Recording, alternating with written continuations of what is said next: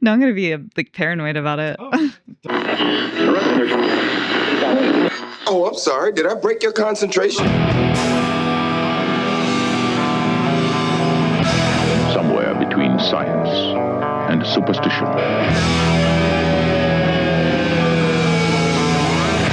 We have such sights to show you.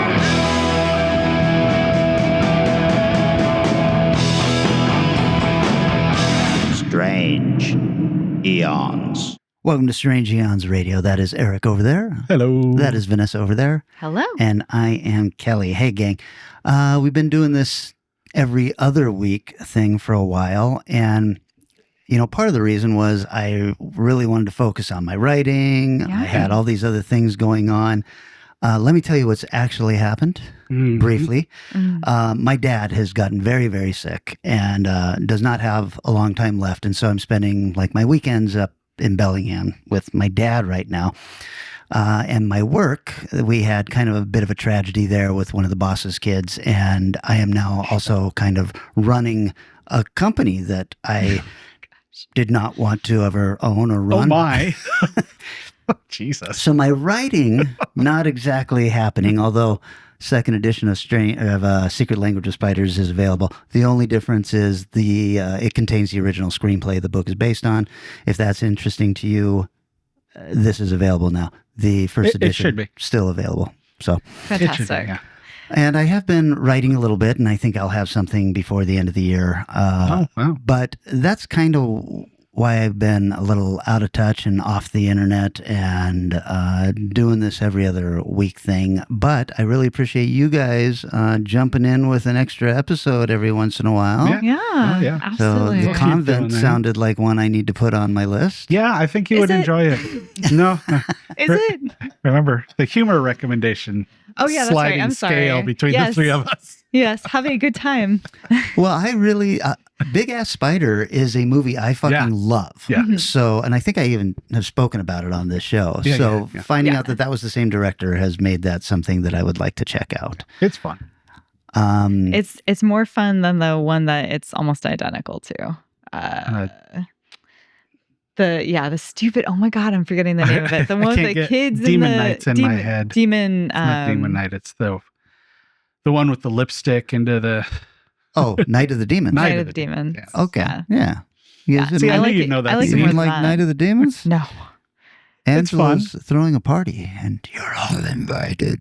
That's right. That's better than the entire film right there. You should go Thank see all the you. sequels. If I can just record that and play that anytime somebody volunteers that I should see that film, I'll be like, oh, nope, I'm good again. Thank you. Also want to, I mean, this will come out, hopefully everything all right, but a little Get Better Badger. Heard some stuff that he's going through. Yeah. So Oh, hopefully no. you get through all of that by the time you hear this. Oh. Yeah, really. Yeah, I heard that Jeffrey was not doing very well, or as Vanessa refers to him, Geoffrey. Sorry. When did I do that? I'm sorry. And I was like, wait a second, you have to get better quickly because without him right there watching the episodes on YouTube when they come out and commenting, it looks like nobody's watching. I know that he Every is once our in a while- only commenter on YouTube. We've got a couple other folks who chime in every once in a while. Grab the mantle. Come forth. It's just funny because we have like thousands of views on those YouTube videos, but only Badger comments. And I'm like, is it all Russian bots? Who's I'll take them. But Yeah. up the bot. If it's bots and Russians are listening, up it. Get us up, put us at 100 grand if it's all bots. Nobody cares. yeah. It's no, true. it's true.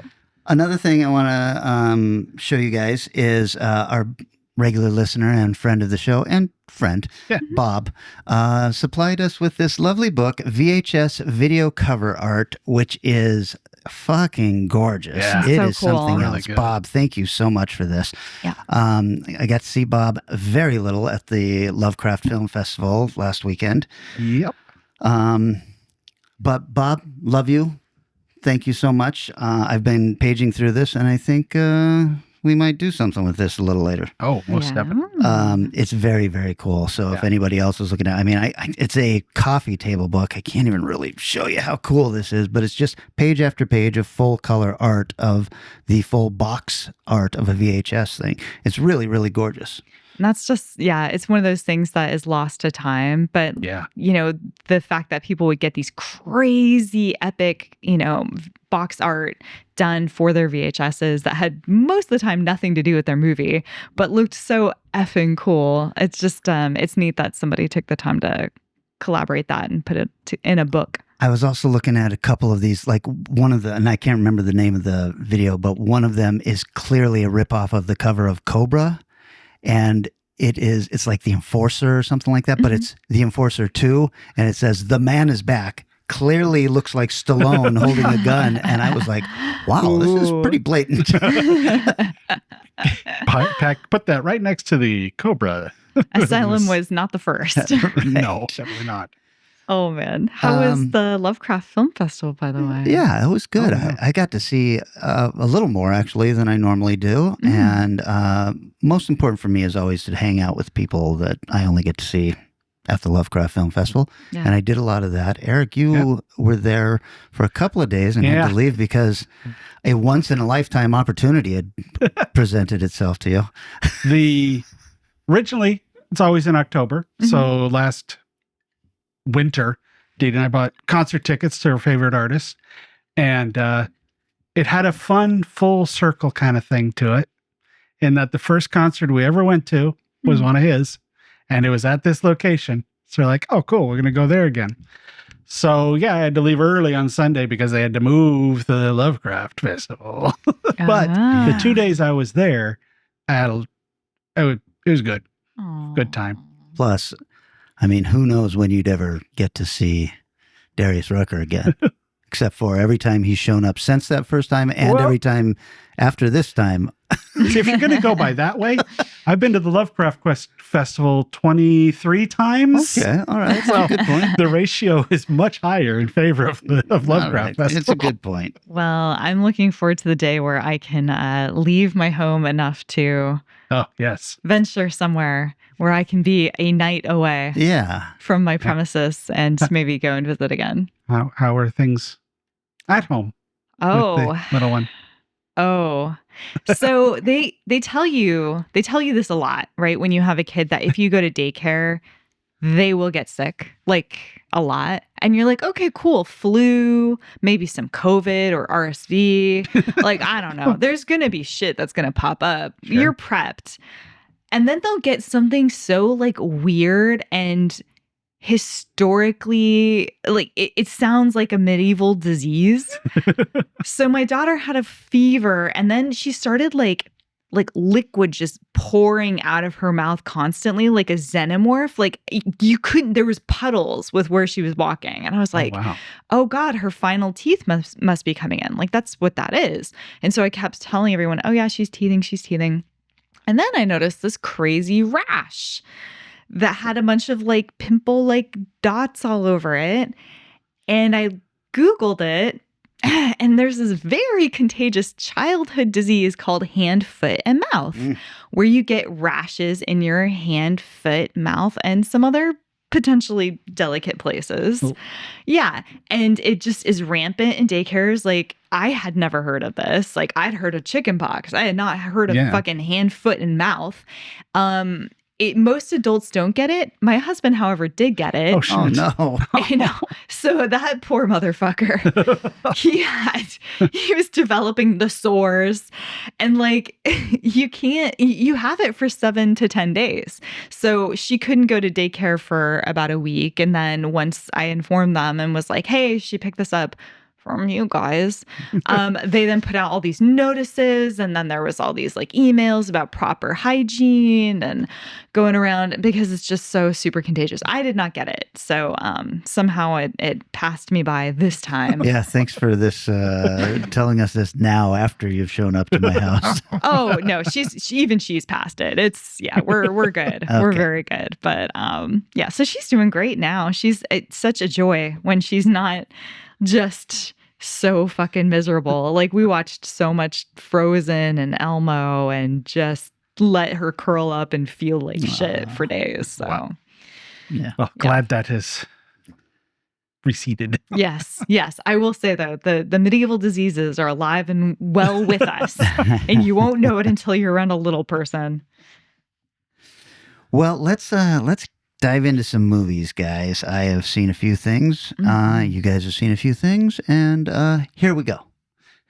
Dun, dun, dun. Oh, sorry. I saw The Conjuring Last Rites. Oh my Oh, you God. did. How Wow. was it? Helped to make it the biggest opening of the franchise. I bet it deserved it. So, better by far than the last two, which is a low bar. Nowhere near the heights of the first two. So, it was fine. Kind of like most of the Conjuring and Anne and Nun movies. This very well could have been called The Conjuring: A New Beginning, because their daughter has married a guy and they get pulled into this new case. You think And they'll continue it?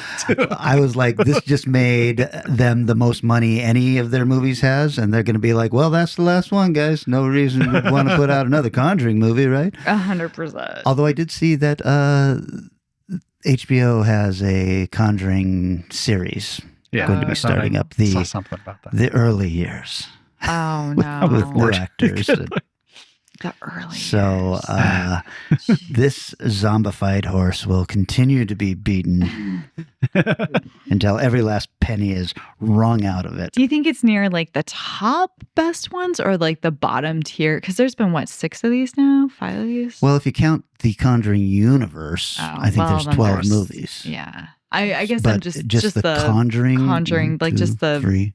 married couple. I think this is the 6th one. Okay. That's just the Conjuring. Is the first one still the best? I think so. I think that's got some really nice scares and an ending that is very scary and not blockbuster. Yeah, exactly.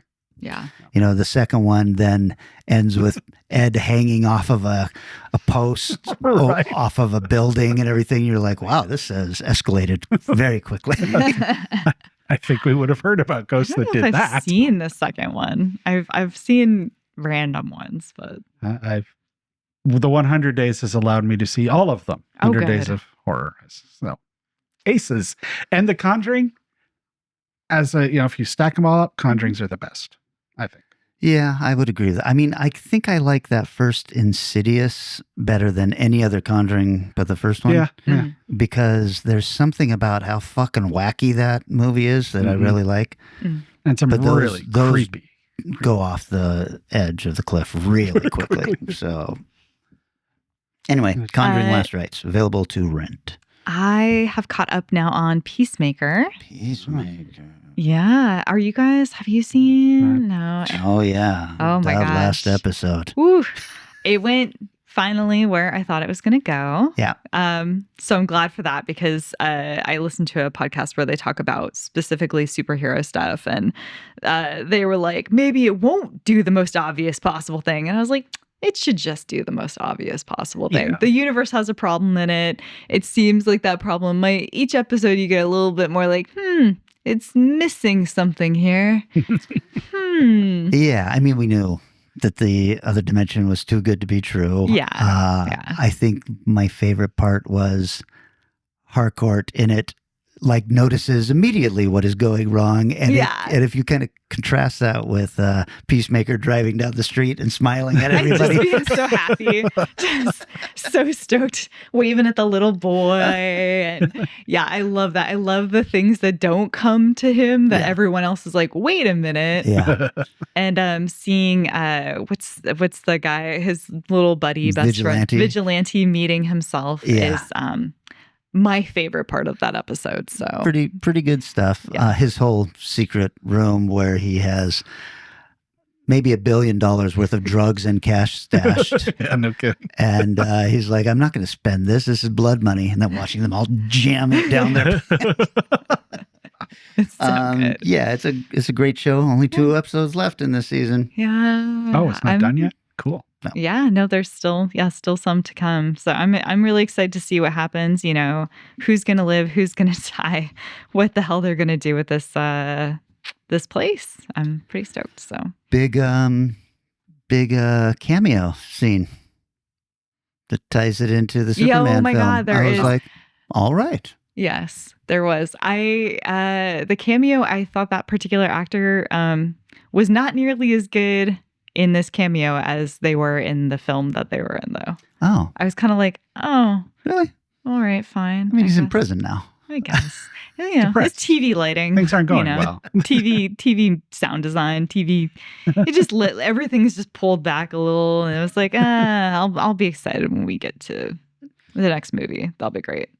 But yeah, I do like that James Gunn is like, it's a shared universe. It's going to be a fucking shared universe. Yeah. Like Yeah. people are going to show the fuck up, which is really nice. So Oddly enough, the WB Arrow Supergirl series did that really well too. Oh, It's did you know, they? we're all here. We're all Yeah. going to run into each other at times. that's nice. That is really good because it's always really upsetting when you're like, wait a minute, this huge global disaster occurred and no one came from the other Batman's team. the only one fighting it. I This was like- seems wrong. Yeah, and Marvel is especially like guilty of this. Yeah, but yeah. it can be very infuriating to me when I'm like, really? A giant floating being like went over the planet's surface and only the Eternals standing on Hampstead Heath went, Yeah. What's Ah. this? Okay, well, to bring it all staggering back to Earth Sure. with a film that I saw at the Lovecraft Festival this year, Hmm. Edgar Allan Poe's The Oval Portrait. Similar in Lovecraft, this is an entire movie based on a 2-page story. Amazing. Oh, okay. I was not familiar with this story, and I Yeah. didn't see the film. It's quite good. It is unabashedly romantic in some ways with if you like the leads, this is one of those movies. If you like the leads, you're going to like the movie. If either of the leads bug you, it might be a big old slog to get through. Oh, But I thought they gosh. were both wildly entertaining and very Okay. interesting. With depth, not this is my life. You're never really going to learn anything new about me. I am a dislikable person. Mm. What's the story? The idea is there's a guy who runs a appointment only antique shop, and he runs into a woman not of this time, not of the time she's in. It's modern setting, so there's all the stuff and all the things, but the lead lady in it doesn't have a cell phone, checks her email at the library, and is a classical painter. And there is a oval portrait that a rich guy wants to be stolen. Mm. And each person who tries to steal it starts right at the beginning and gets killed. Mm. And so that's what the story is about. That sounds cool. It's pretty good. I always have weird things with festival viewings where sometimes like, I really like this now. Will I like it outside of the atmosphere that especially Lovecraft creates such an atmosphere? Yeah. Mm. Will I still really like it? But I think I would. So well recommended though when it comes out. I'm sure it'll be a while. Were you able to catch that King in Yellow short film? I did not. Oh, boy, it is I want good. to. Which, yeah, I need to. It was a short. It was 3 people. It was a student film, which I was just like, Jesus Christ, these guys are gonna fucking become huge. Yeah. And the idea of the King in Yellow is the play that if you watch it in its entirety, it drives you mad, and there's really no way to adapt that book into a film idea because Yeah. the background is that story, and then the books in the King in Yellow are varying degrees of unreliable narrator in a slightly futuristic world and stuff like that. And it's just like, okay, not going to happen. So I think the way to adapt the King in Yellow is to do this background of the story and then tell a different story. Well, these 3 students of the King in Yellow have decided that they're going to each take a section of the play and only read that. And then they can discuss with each other Oh. how it all comes apart, and they're very careful, and you can't use names and all of these rules and everything. But then you find out one of them has actually read all 3 parts. Yeah, And of course. it's really, really good. I was like, wow. No awards for this film. I did make it to one shorts block, and damn, Yeah. really, really good group of, I think it's like 6 or 7 shorts. Yeah, I got to see Daniel Gildark's new short film. Oh, Oh, shit. Yeah, That it was fun. one I wanted to see too. Yeah. I didn't even know he was up to something. I mean, of course he is, but that's cool. Well, interestingly enough, he has just finished producing a slasher film that was shot up here. Oh, So that sounds really cool too. that's super So cool. Daniel Gildark, the director of Cthulhu. I saw a movie called Primitive War. Do not know this. Nothing. I bet you saw the previews though about the soldiers in Vietnam who suddenly wander into an area full of dinosaurs. Yes. Oh, yes. Yes, Yeah. I did see the Yeah. trailer for this. Is there a reason we didn't see anything much after that? Well, it's not very good, but it is entertaining enough. Here's the problem. All it needed to be was American soldiers in Vietnam wandering into an area full of dinosaurs. And the story behind it is just way too convoluted. And there's Russian agents there. There's wormholes. There's all of this stuff that just did not need to be a part of the story. Also, the acting, the main guy is the good-looking brother from True Blood, Suki's brother. I didn't see a true. Okay. And I've always thought he was a fine actor, not in this. Oh, And then the female lead is the number 6 Cylon from Battlestar Galactica, Oh, yeah. who I also Okay. thought was a good actor, Yeah. but not in this. jeez. So, but I will say this, the dinosaurs look cool. And the Oh, that's third good. act is everything that the movie should have been. It's also like 2 hours and 10 minutes long. Oh, I'm like, God. why does this movie need this much story? So anyway, wait for rental or wait for free streaming, and it's going to be fine. But too much. That's Yeah. the reason it kind of disappeared. Yeah, Oh. Primitive War. Where is that on? Do you know? Well, it's not in. Oh. It's not. Well, it should be rental by now. I mean, there's nobody in the theater, so Fair. Well, I have been continuing to kind of chip away at Strange New Worlds. I'm not caught up yet, but just watched an episode that featured and kind of centered around the character of Kirk, and it continues. This season continues to be very weird. Like it almost feels like every episode has a totally different writer, or they're pivoting over and over again about like where they're trying to go, what they're trying to do. And they're very inspired by the fact that they got away with that musical episode. And so they just keep reaching for the stars. And every once in a while, there's a really good episode, but I would say there's more rough ones than good ones.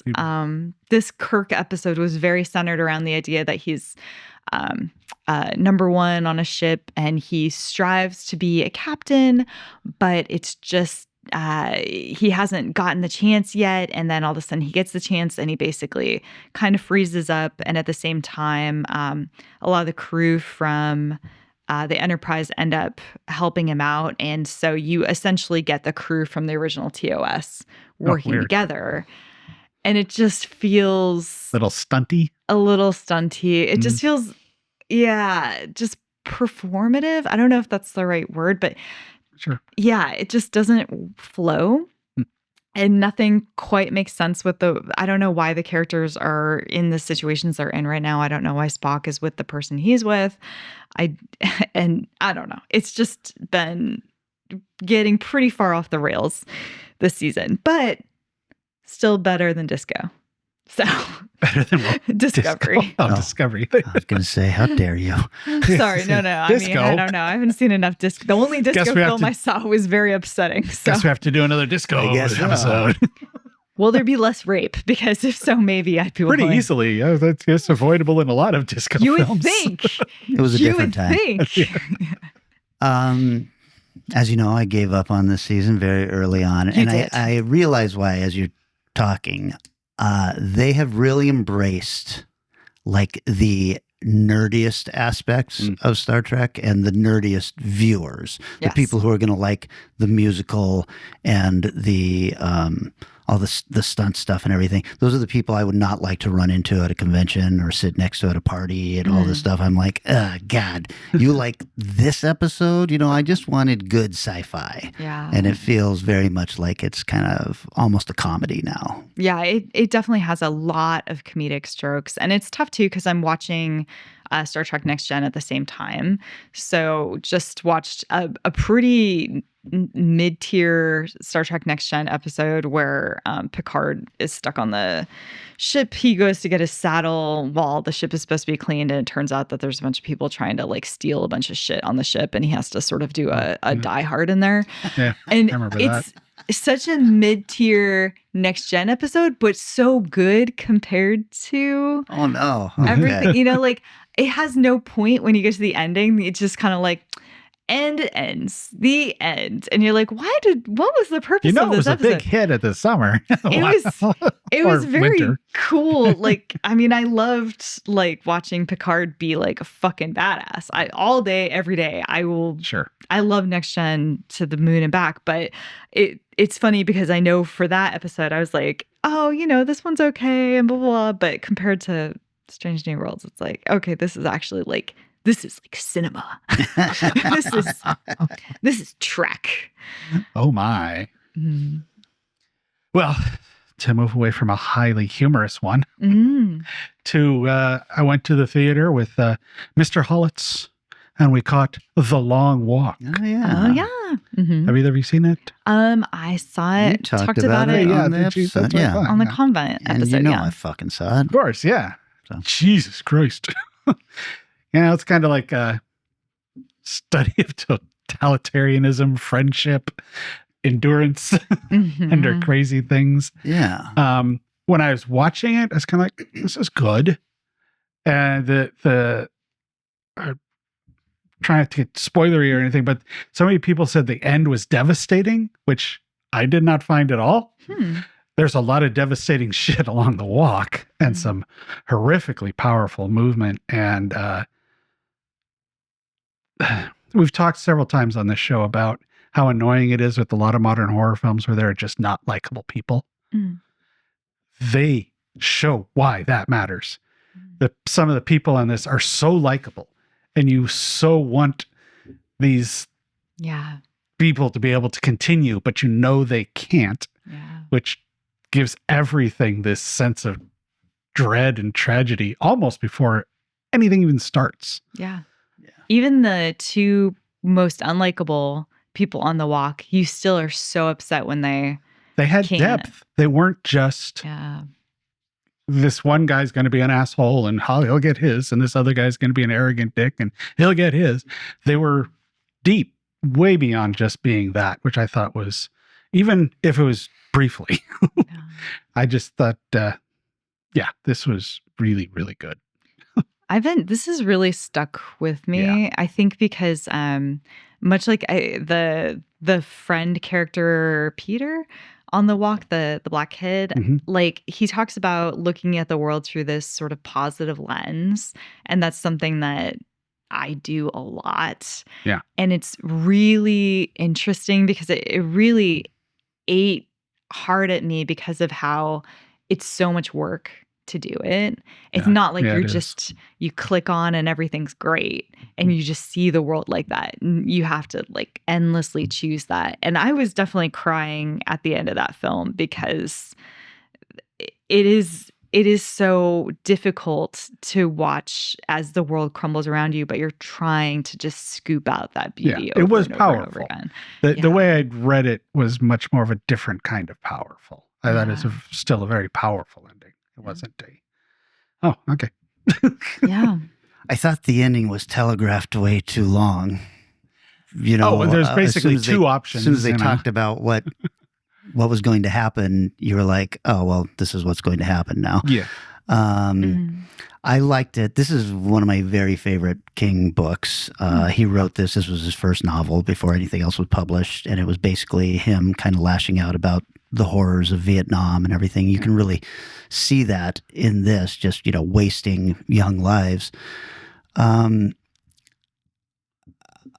I heard you talk about this on the mini episode. Mark Hamill, I must disagree. Horribly, horribly miscast. I've hated him in this. Interesting. The problem is he is an amazing voice actor and he's a so-so actor. And he was a voice actor in this, which means he was just way over the top and unbelievable and ridiculous. I was like, no. This needed to be somebody that you could actually kind of look up to as maybe a father figure or something like that. That's who he is in the book. The world kind of looks up to the general as this man. And as the book continues to be told, you realize, holy shit, the world has gotten so bleak that this guy is just very charismatic. And, that's why this is even being allowed to happen. And I just don't think that as soon as he started talking in his basically old Joker voice, I was like, no. You have completely missed this character. Oh, well, I haven't read the book since like whenever the Bachman books came out. So I had no association to that. It just took me out of, every time he spoke, I was like, this movie is so fucking heavy that he took me right out of it. That makes a ton of sense to me what you're saying, because when I was viewing it, I was like, oh, he's like a kind of figurehead of the artifice of America, and it felt like such an Uncle Sam poster. Yeah, like he walking around. He was the image. He was not as he was like in the book. He's like a comically large character. It could have been. I just didn't think that it worked for me. No, that's fine. I mean, that makes a lot of sense. The ending in the book is really different from this ending. And I'm not sure that you could film the ending in the book because it's kind of left up to you to decide what has happened. You're like, is he insane? Did he live? What? So I wasn't sure how they were going to do that. And I didn't mind this ending. I wish it had happened in a way that surprised me, is all. I guess it might have been good, but there's also just straightforward storytelling where you don't necessarily have to be surprised at the end. No. Which I think it did. It didn't try to hide anything. Yeah. It did surprise me because you're so used to this universe in which I don't want to spoil it, but like the person who should be the one who lives at the end is always the one who lives at the end. Oh, I see what you mean. Yeah. And so I was like, oh, thank fuck. Okay. Thank you for not going that direction. I appreciated that. I liked who ended up being there at the end, but I didn't like the choices that were made at that point. I was like, why the fuck did we do that? That makes no sense to me right now. Like, it really felt like a hollow choice to take the character that we spent all that time developing a viewpoint for and then just throw it all out the window. I was like, I guess that's a statement, but it felt like too easy of one. Here's the way to fix it easily. Hey, everybody, don't listen to this for a minute. If you haven't seen the movie. Because I'm talking about the very ending skip. He pulls the gun on him. We cut to black. Yeah. Or what I was really hoping would happen, I knew it wasn't going to. They both stop walking. They're televised. They're at the end point. They stand there and they both say, my wish is that moving forward that you get like to have two winners.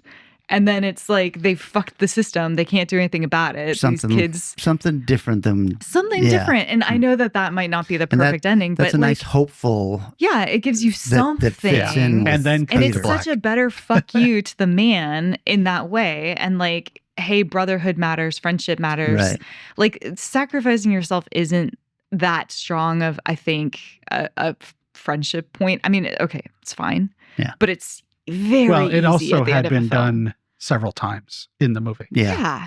So it was not the first. So many times. Also, a minor quibble, none of these kids, except for a few, looked like they were under the age of 18 to me. There's a point at the beginning where somebody says, I don't think he's 18. So I think they were saying he's young. The one kid was 16. They're all supposed to be under 18. And in the book, they're like 13. And I'm like, I get it. not Yeah, going to they show a couldn't bunch of kids do getting that. blown away. Yeah. Do you notice that Curly, the very first kid who gets it, that was Jojo Rabbit? Oh. He looked familiar, but I did not.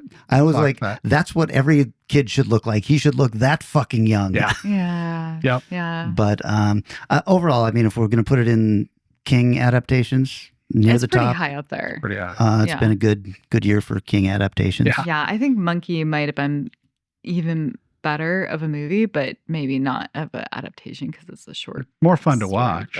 but- For sure. Yeah. For But sure. this is You a know, I'm good going to take movie. this opportunity to then, you guys talked about this and Weapons in Yeah. your episode. And I would love to say that I liked Weapons a lot as well. Cool. And I don't know if you guys felt this at all, but I thought it had a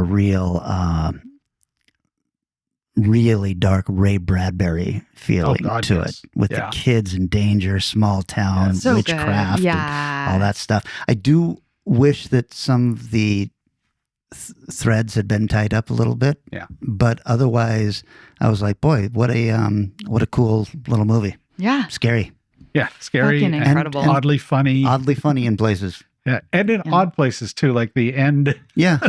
Things like You wouldn't think. this is so much more humorous than I I thought have it never would be. rooted so hard for like the most horrific ending of somebody's life. But I was like, yeah, go fucking get him, little girl. Here's what I You do don't it. need: a Weapons verse, and they're already Oh, talking about a yeah. prequel, so we can hear Unnecessary. about who the witch was beforehand. Yeah. I was Nope, like, don't please, care. Please do don't not do need this. Gladys This was outside so- of where Her we've seen being her. ambiguous is That's the a best great part. choice. Yeah. That's the best part. Not knowing who the fuck she is, why she's there, Yeah. how she shows up in these weird dreams, and suddenly is sitting in a principal's office is like, what the fuck are you? Yeah. Like, perfect. quick tie back to the long walk, but I think that's part of the problem is U.S.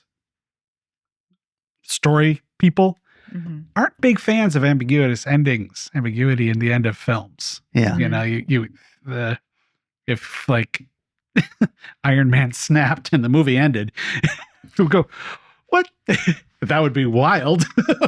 I mean, it wouldn't work in that It's like movie. when I mean, got back just- from that that's a pee ridiculous break for example, but- Spider-Man and I realized the film had ended on a cliffhanger that I saw the last 1 minute for. We still haven't got that third fucking movie. I'm What's so happening? mad. I'm Well, so that's a good endlessly point. mad about this. Well, the guys from Stranger Things thinks that's good. Right. You see that article where they're Yeah. talking about, oh, it's great that it takes years between, like, No, well, for you, for because you, you're doing a bunch of you shit. need the production. I don't remember what the fuck happened and why I care.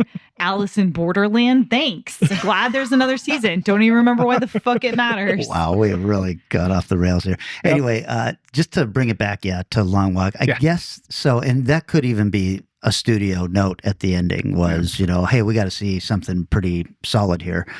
But I think that they did the rest of the story a disservice by a pretty predictable ending. Sure. Oh, 100%. I don't know why after they spent all that time talking about his viewpoint, they suddenly gets a gun and does the thing that his other I don't get it. I don't understand, but Well, I It's mean, just that's a pretty stupid. bleak idea that, True.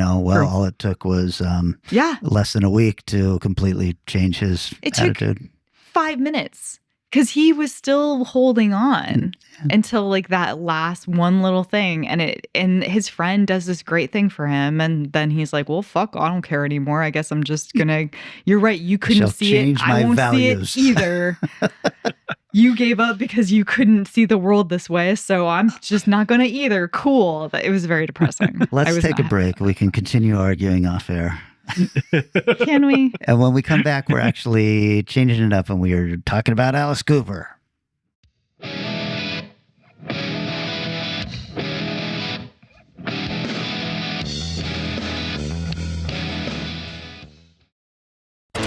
PT Cruiser, Alice 1, cleared for takeoff. Flying in my car now. Anticipating fun. It's Scottsdale's newest and coolest Airpark Chrysler Jeep with PT Cruisers, 0 down, $229 a month, $3,000 cash back on Jeep Grand Cherokees, or 0% financing for a full 60 months. So fly in to Alice Cooper Chrysler Jeep. That's Airpark Chrysler Jeep, Alice. Frank Lloyd Wright and Hayden, just off the 101 in Scottsdale. Ooh, that hurt.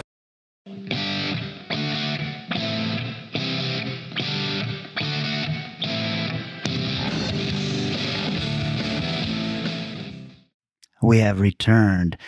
Guys, if anyone was paying any attention, we were supposed to talk about films from 1986 this episode. Right. But we also got a lovely donation by Kevin Bird. Thank you very much, Kevin.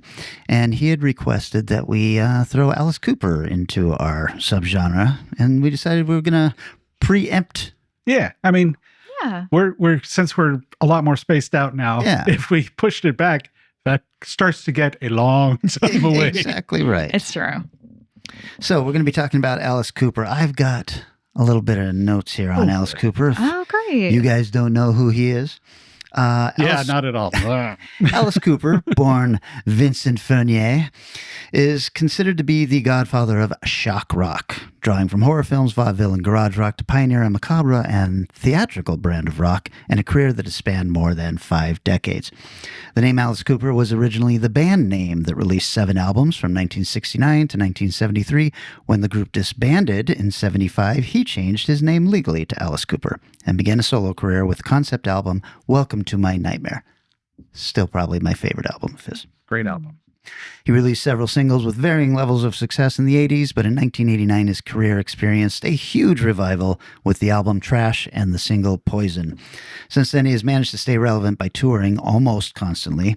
He continues to release new music regularly, and his latest album came out this year, 2025, The Revenge of Alice Cooper, the first album since '73 to be released under the Alice Cooper Band rather than as a solo artist. I happen to be a huge Alice Cooper fan, and I was delighted when Kevin sent this donation in and this suggestion. Alice Cooper's. So I'm going to start us off. Excellent. All right. Give yourself 5 5 minutes. minutes on the Strange Hands radio buzzer. I am talking about the 1980 classic, Roadie. Roadie, starring Meatloaf as Travis W. Redfish. That woman thinks I'm some guy named Rhodey. Redfish can fix it. Get me 2 beers and a hubcap. Redfish can fix anything. I need a Ford. Why, he's the best roadie in the whole world. The bands make it rock, but the roadies make it roll. Roadie, starring Meatloaf, Art Carney, Hi, everybody. Khaki Hunter, I'm a groupie on my way to New York City to become the greatest groupie that ever lived. Roadie, you got the right idea. But I love outlaws. Blondie, Love is a burning thing. It made a real fire. Alice Cooper, Alice Cooper, she's one of Charlie's Angels.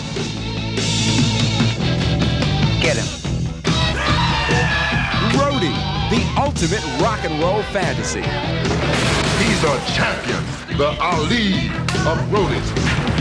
In a rock and roll car or a rock and roll bar, he's the closest thing there is to a rock and roll star. Strange and wondrous tale, baby. Strange and wondrous. Roadie.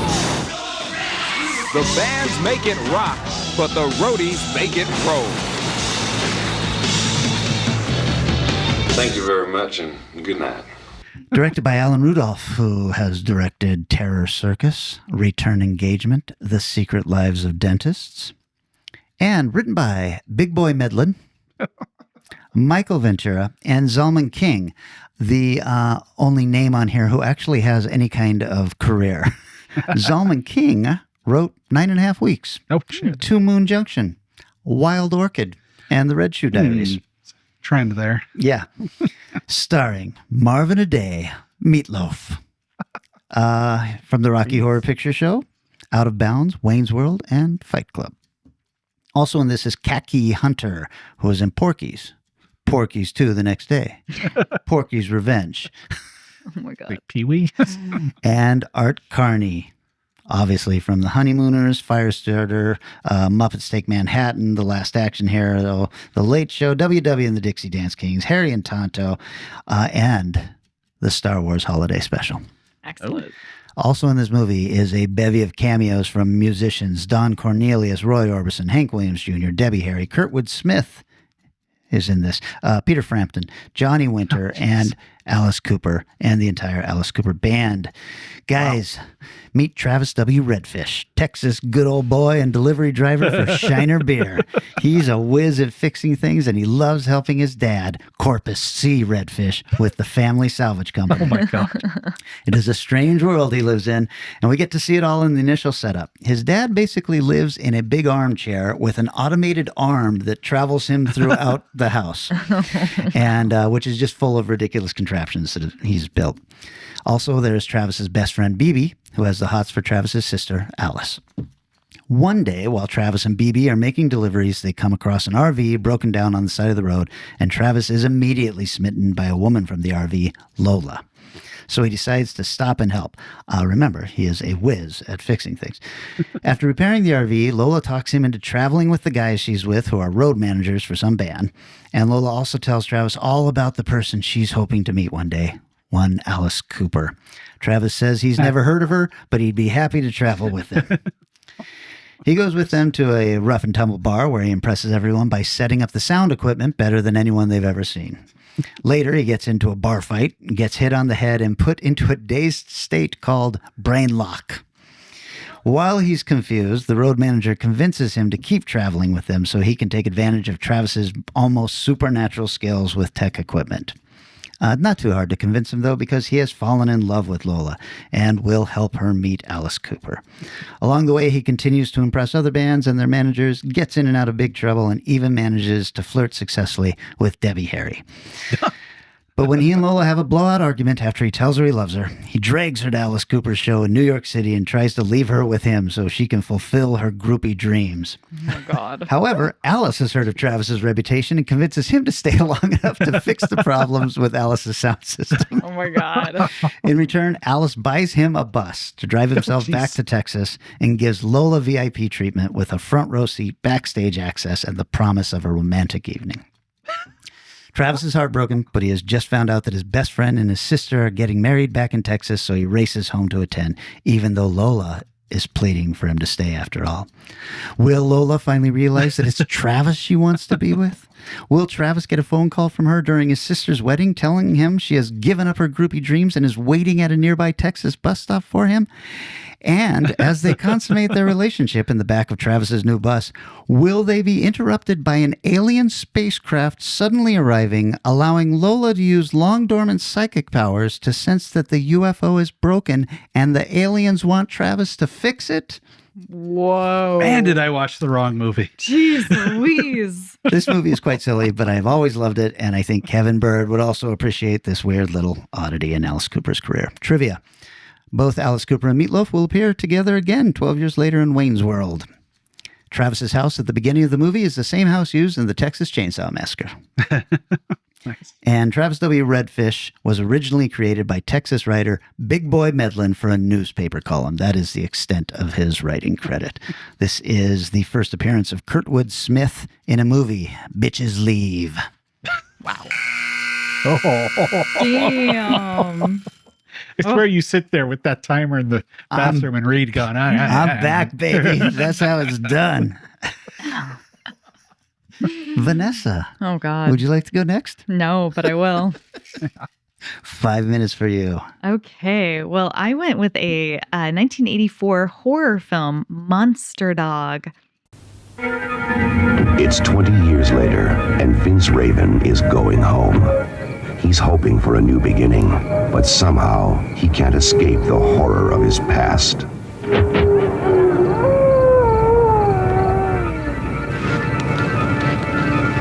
And now, things are really getting hairy.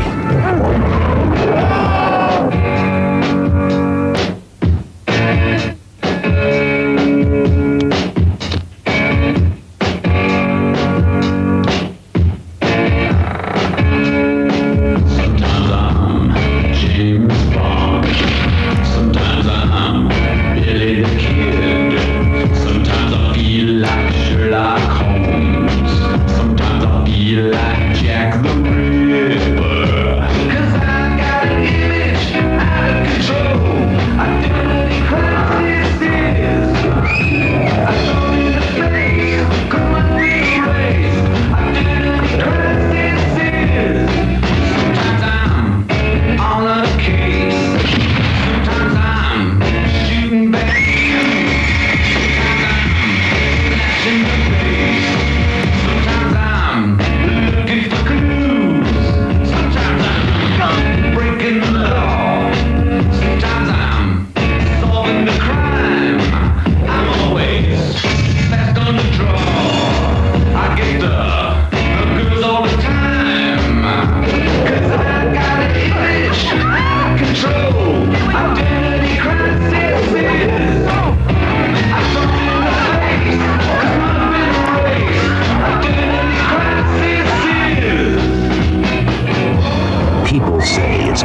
legend. But no matter how real the story, a legend can't kill. Is he human? Or is he master of the dogs? The terror of your worst nightmare is about to be unleashed. Monster Dog. This is also starring Alice Cooper, with 77 credits, including Wayne's World, Jesus Christ Superstar, live in concert, and as we have talked about on the show, Prince of Darkness. This is written and directed by Claudio Fragasso. 32 credits, including Troll 2, Zombie 3, Rats Night of Terror, and The Seven Magnificent Gladiators. Oh, jeez. Also starring alongside Alice Cooper and several Spanish actors who seem to be pretty big. Ricardo Palacios, who has 172 credits, Victoria Vera, who has 53, and Barta Berry, who has 134, including Horror Express, Treasure Island. But I don't know most of the titles of these people. So I just assume that you see them on the screen and you're in Spain and you go, cool, I know you. The plot is Vince Raven, a famous singer, is heading to his childhood home, a remote mansion in Spain, to shoot a music video with his friends. He is not Spanish. He is just an American guy. They just so happen there just also so happens to be a killer pack of dogs out on the loose. As they approach his home, a thick fog takes over and the police stop them to warn them of what's going on. They continue on their way, promising to go straight there and find weapons. But along the way, they hit a dog, and when they get out, they are confronted by a large, unusual-looking dog in the woods, who then disappears. However, reappearing in his stead is an old man who comes out covered in wounds and tells them that they will all die. So they go back to the house, settle in, and find the place oddly empty, despite a giant welcome home sign outside. One of the girls in his group dreams a nightmare where they all die and that Vince is a werewolf. He later confides in his girlfriend that his father was killed by the locals because they believed him to be a werewolf. While he is out doing some music video shenanigans, and the friends are back at the house, his neighbors come by with guns and threaten to kill all his roadies. But Vince arrives and begins taking them out one by one, just as the dog pack also arrives. Is he a werewolf, or is he just a cool guy that the dogs happen to like? Watch Monster Dog to find out if you can find it, which you can't. You have to find a weird Russian website that's streaming it randomly. Oh, and that's Lord. the way that you will get a hold of this film. Wow. Thoughts? This has a music video at the start and at the end. That is a identical song with slightly different footage, one of which recapping the film. It is so bad. So it's not Alice Cooper song? It is an Alice Cooper song. Okay. It is an Alice Cooper song. It is so fucking god awful. It has very little to do with the movie other than he could be James Bond. He could be in disguise. He could be anybody. Oh, it's so bad. The effects and practical in this film are fun enough. I think it kind of helps it move along, but the actual plot and budget of this piece lacks. It is just... There is no point really in the film, but other than going, Alice Cooper, you got some makeup. You know, that's anyway, he's also just about, unfortunately, in this film, the most uncool guy you have ever met. He is not the cool rock star that you know and love. The women in this, however, are hot, but I am definitely not convinced that his girlfriend is an quote unquote electronic video technician expert that she claims to be. I just don't buy it. A little bit of trivia. None of the actors dubbed their own lines. The only time that Alice Cooper's real voice is heard during this are the two musical sequences. Oh, wow. Man. The rest of it is the dialogue in the English version dubbed by Ted Rusoff, known for 43 things, including Passion of the Christ, 26 episodes of Johnny Soko and His Flying Robot, and 104 episodes of Coco Bill. Alice Cooper had been an alcoholic for his entire adult life, and he developed a cocaine habit in the late 70s. His music career dwindled and his health was jeopardized. He finally made the decision to get sober in 83. The same year, the record label dropped him, leaving him unsure of his professional future. When he was asked to star in this low-budget film, he perceived it as an opportunity to get back to work again and signed on with the understanding that the movie would not be released outside of the Philippines. Oh, jeez. Which is fair. That makes a lot of sense. The scene in which the dogs chase the girls up a staircase. I'm rusty. What can I say? Chase the girls up a staircase was intended to be shot in a single take because the dogs had been deprived of food and the actresses were genuinely afraid that they'd become a meal. Halfway through the scene, the on-set still photographer shouted stop because he'd run out of film and needed to reload. This angered director Claudio Fragasso, so he took one of the loaded shotguns used in the movie and chased the photographer around the set, firing shots in the air as he hurled obscenities at him. From that point on, the Spanish crew began referring to Fragasso as El Director Loco, the crazy director, which he found very amusing. Director Claudio Fragasso asked Alice Cooper to write 2 songs for the film. 15 days before photography commenced, Cooper rushed to write the songs and the record temp demo tracks, which were ultimately utilized in the final cut of the film. The songs were later included in the CD box set, The Life and Crimes of Alice Cooper. I have to admit, I have always wanted to watch this movie, and the trailer has stopped me because it looked so goddamn cheap. Oh, it's very cheap. I would say, you know what? You have enough alcohol or drugs in you, it'll fly by. I do. Is that a statement? The way you said that, you have enough alcohol and drugs in your system. You'll be fine. I don't want to make assumptions, but no, I just mean in general. I'm bummed that even his voice was dubbed. It's I didn't know. I thought he just was dubbed like everybody was dubbed because it's Spanish and that's just the way of certain places. And then later when I read that, I was like, oh, I wonder what he actually sounds like. He sounds like this. Yeah, pretty much. Yeah. Well, no, he does not sound. He sounds like a nerd. Well, he does kind of sound like a nerd, especially back then. Especially now. Now with his golfing and all the stuff. Monster Dog. Okay. Eric, what did you pick? Fucking hell. Okay. Sorry, Eric. My joyful viewing pleasure was 2012's Bigfoot. You have had another all-night ride with the one, the only, R.V. Henderson. We got 2 days to clear all those trees. This festival is destroying 50 acres of South Dakota forest. The desecration stops now. Really? You just couldn't stay out of my spotlight, could you? Let's hear it for Alice Cooper! Get the National Guard! Nature attacked us in self-defense. Whoa! What's the job? We're gonna kill Bigfoot. Picking up something on the infrared. Hope that's gonna be big enough. Only reason you want to kill Bigfoot is just to piss me off.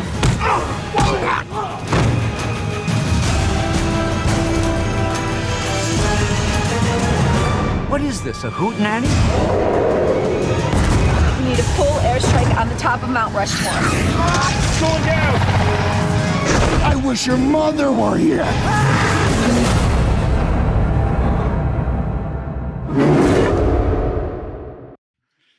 A made-for-TV movie directed by Bruce Davidson, whose main thing is Harry and the Hendersons TV show. Bigfoot related. TMI Hollywood. Something called Off Season, but not the one I thought. Written Brian Binkman, who wrote Meter Apocalypse. He has 55 editing credits, though. Micho Robert Rachour, also Meter Apocalypse. And, hey, Mega Shark versus Chronosaurus. Oh, boy. 5 episodes of Z Nation and Predator, Killer of Killers. I see where this is going. This stars Danny Bonaducci. Oh, boy. I know him from the Partridge Family, Corvette Summer, or Partridge Family 2200 AD. Oh, God. And Barry Williams. Oh, my God. Greg Brady from 117 episodes of The Brady Bunch. And 9 episodes of The Brady Bunch Variety Show. And, of course, 17 episodes of The Brady Kids. Bruce Davison, who's pretty good. X-Men, Earth's Final Hour, Last Summer, Willard, 286 credits. Is he also the director? Did I read the right? Bruce Davison? No. Brian Brinkman or okay. No, yes, he is. Oh, dude. Why'd you do that to yourself? Yeah. I was like, it can't be the same actor who's awesome. He's a great actor. And he's the best actor in this movie. Shocker. Also, Sherilyn Finn and Howard Hessman. Jesus Christ. Rent was due. Yes. This has Sharknado level effects as they bring out the Bigfoot, who is so fucking huge. He is waist high to a motorhome at some point, which he picks up and tears apart. He picks people up and bites their heads off and stuff like that. He is in no way and when he walks, it's like the earth shakes with every footstep. So that's okay. This is not a creature that's hiding anywhere. Yeah. Oh man, that is a big foot. That's right. I know, it is. Danny Bonaducci plays a radio host talk show who's putting on a special concert of 80s bands to come back together and play at this whatever small freaking town this is. I think it's in South Dakota. And Greg Beatty plays a guy who wants to preserve the area to protect initially the wilderness, but then the Bigfoot when he finds out about it, which he does change his mind on that one when he actually sees it. But Bruce and Sherilyn Finn play the cops. Hessman is the mayor. And oh man, let's see, where can I go with this? Oh, and apparently Danny and Barry were in a band together that was real big, but they broke up, and Barry's pissed about Danny. That's why you want to destroy my concert, because you know, like, we broke up. All this stupid shit. The first scene where the guys are yelling at each other had to have like 20 bloopers because they look like they're trying not to crack up while they're yelling at each other. It's like, my God. I'm a tolerable person of shitty films. We all know this, right? Yes. Jesus Christ. Asylum would go, man, we can't put this fucker out. What part does, it sounds like it has to be an Asylum film, but what part does Alice play? Here comes. Okay. And the concert venue starts. It's supposed to be, you know, the giant thousands of people. And it looks like a couple risers from a local high school with some shit put around it to look like light trestles and stuff. It's just ridiculous. And the crowd is about 40 people shown from different angles trying to make it look like they're more. Alice Cooper is behind the stage yelling, "What's going on? This is crap. I can't perform here." It's like, it's under contract. You'll perform. He's the guest. And like Barry's supposed to sing. So Barry comes out. He starts singing. That ends in like 30 seconds. And then Alice Cooper, the star, comes out. So I don't know what the hell the other bands were. There weren't any.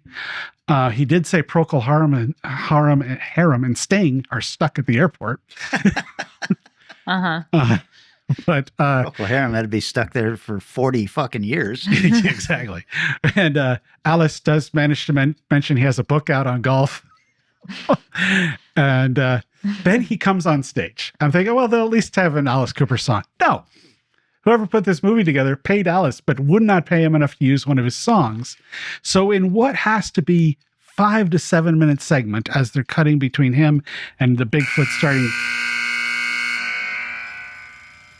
to attack the concert, is just this weird repetition of canned kind of metal sounding music, and Alice going, and you keep waiting, and it sounds like it's going to hit a song, and then it just starts up again. I'm going, Jesus Christ, man.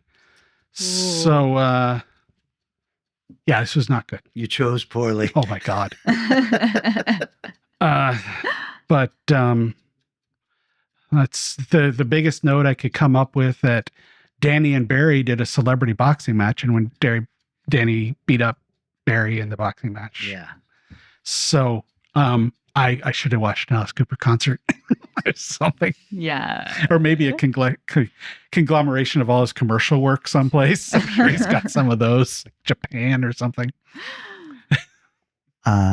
Vanessa probably doesn't know this, but Eric knows that we were subjected to Danny Bonaducci on our airwaves for about 12 years. What? He was the morning guy for KZOK radio. Oh.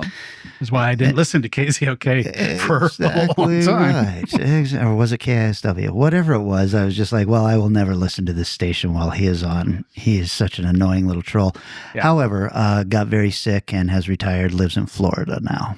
So, well, I hope he's at least comfortable in his sickness and doing what he can to feel better. Right. Don't watch your old movie. Okay, Danny, because I know you're going to listen. The one thing I will say about him is he is very aware of who he is. The other thing is he's very proud of who he is. Yes, says that too. Yeah, but well, he tried. I'm going to tell you, he was putting his effort in on this one. He was the lead, huh? Yeah. God damn, I can't imagine watching him in a lead role. And Bruce Davison directing. What the fuck? But you can tell how locked into this film was that I didn't connect that the actor is the director of the same person. Yeah, when you said it starred him too, I was like, wait, this can't be Bruce Davison, who's been in blockbuster movies. Oh, yeah. And he was the best guy. Yeah. Which is, sometimes when directors direct themselves, that doesn't go real well. Yeah. Somebody had some fucking pictures of him. How else do you explain something like this? Well, there you guys have it. Alice Cooper. Thank you, Kevin. Sort of. The upfront part, thanks. It was great. I'll pick a different movie when I had a blast. So good. That your movie sounded great. It's stupid, really but great. Stupid, but it is a lot of fun. Yeah. Okay. Well, and then we already know that I had chosen 1986, so we'll do that for the next episode. Excellent. Nice. So that means that this is the part where we say, hey, thanks, everybody. Thanks, Kevin Bird, for donating something. If you want to donate something and request us to do a movie, that's how you guys did The Convent too, right? Yep, that's right. So we're more than happy to look at a film if that's what it takes to get you to send us a moolah. Mm-hmm. Yeah. Or, a topic is even better. So we don't have to watch your shitty convent movie. Thank you, Micah. It's called Value for Value. If you get some kind of value out of this, then give some value back. And that includes liking and sharing posts, commenting, thanks, Jeffrey, get better on the YouTube videos. All of that stuff is some kind of value. I don't understand how the algorithm works, but I do know that the more you interact with it, the more other people see it. Yeah, it's true. Keep watching the 100 Days of Horror that I'm posting. So probably this come out, we'll still have a couple weeks left of that. That's on the Facebook Talk page. And then is there anywhere else that you've been posting that? Is that there's a 100 Days of Horror Facebook group and my Instagram. Excellent. Very nice. And Vanessa, where else can they reach us? You guys can also reach us on Strange Eons Radio hotline, which is 253-237-4266. You can leave us a voicemail. You can send us a text message. We would love to hear from you. Ideally, let us know that it's okay to use it. But regardless, we will. Yeah. That's right. You chose to dial. You knew what you were getting into. That's right. Yes. All right, guys, how about we reconvene in 2 short weeks and we are talking about films from 1986. See you next time.